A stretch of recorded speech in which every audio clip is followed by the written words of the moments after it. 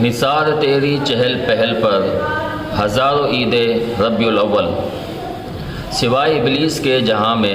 سبھی تو خوشیاں منا رہے ہیں۔ معزز سامعین و ناظرین، سننے میں یہ شعر ہو سکتا ہے کہ آپ کو بہت لبھاتا ہو، اچھا لگتا ہو، لیکن اس میں جو گستاخیاں اور جو نافرمانیاں اس شعر میں کی جاتی ہیں،